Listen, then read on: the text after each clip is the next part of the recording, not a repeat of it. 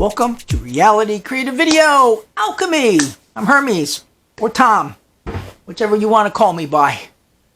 Today I want to cover what is going on in the lab. I know I teased everybody with the short video on creating sodium citrate with only using lemon juice to avoid this mold that they make sodium citrate out of, which is something I recently found out about by a subscriber, Jimmy, and he's been very helpful in helping me understand this. And I've been researching it with my chemist. And at first I thought it was going to be something that's, kind of simple, mix the stuff together and you're all done, but it's not.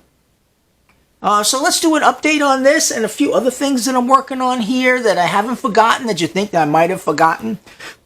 The sodium citrate thing is moving to the top of my list of things to do because I don't want to make my colloidals with a substance that has mold in it. Let's face it.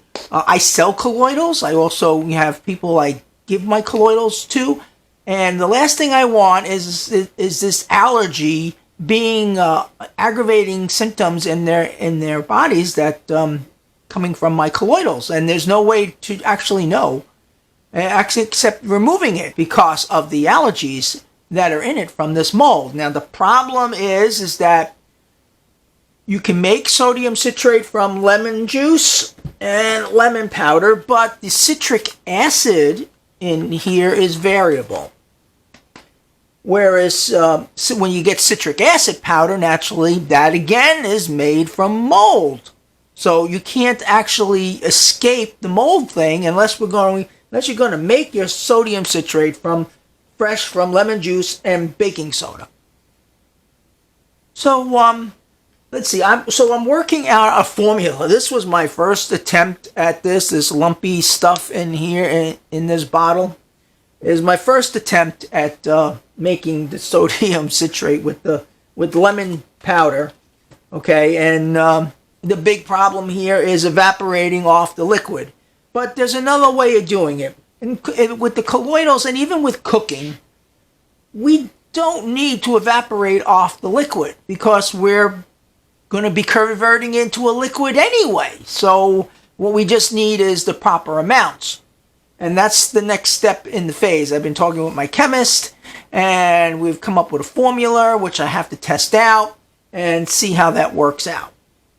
Now, the sodium citrate problem is a little more compounded because it requires a lot of, in order to get the same amount of sodium citrate, requires like 90% more lemon juice as opposed to citric acid. But with our colloidals, we don't need to worry about that too much because we're not using high concentrations. We're not going to be making tons of stuff. In order to make the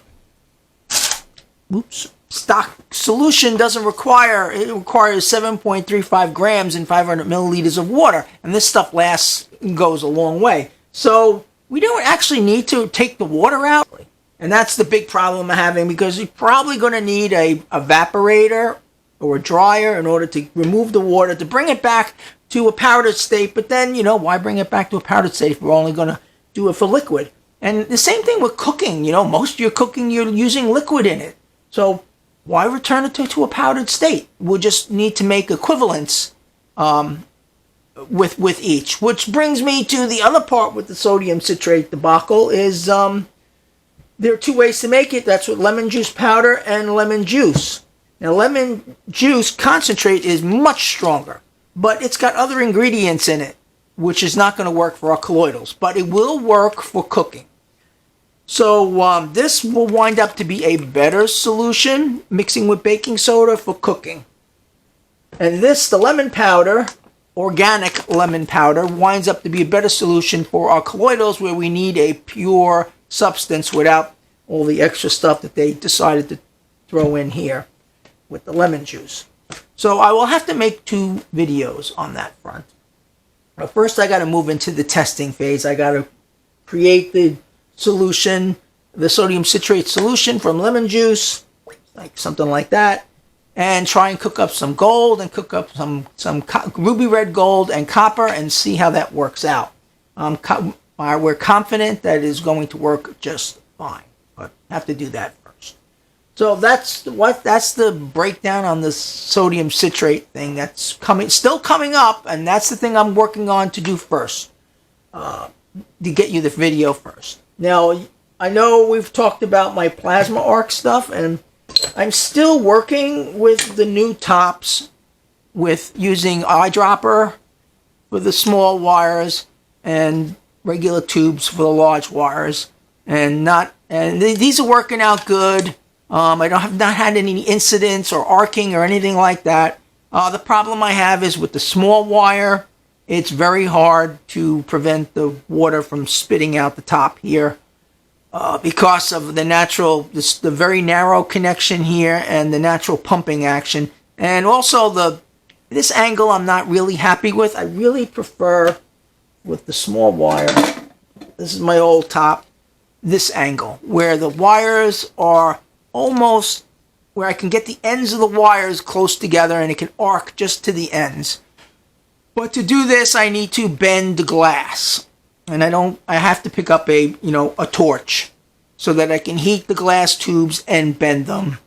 And I haven't gotten around to that. Like I said, the sodium citrate stuff has put some of this stuff on the back burner in that respect. Now, my blood sugar buster, which is going to be vanadium, chromium, and cobalt, okay? Chromium, vanadium, okay, and cobalt. These are the three guys over here. These are the three guys over here, all right?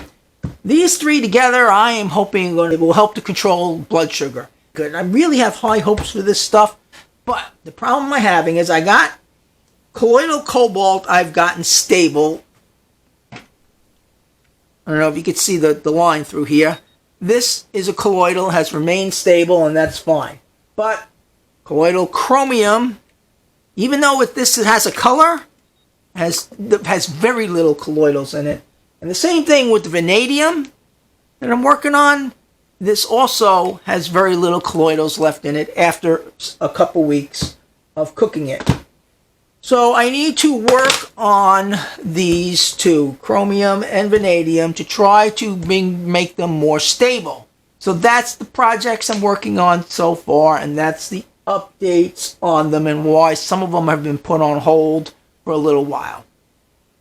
Hopefully these projects will move forward as I, tick off the box. But I just want to let you guys know what's going on here, that I am hard at work here trying to learn everything I can about colloidals and make the best colloidals possible and pass that information on to all of you. So, again, I want to thank Jimmy for bringing the sodium citrate solution problem with the mold to my attention. I was not aware of it, neither was my chemist. We were blown away by that. And it's comments like that from all of you that have actually helped me understand and think up new ideas for the video show and for bringing better health to each and every one of you. So keep your comments and questions coming. And thank you very much for all of you that are participating in the fun that we're having here creating colloidals. I'm Hermes, Reality Creative Video, Alchemy. I'll talk to you again soon.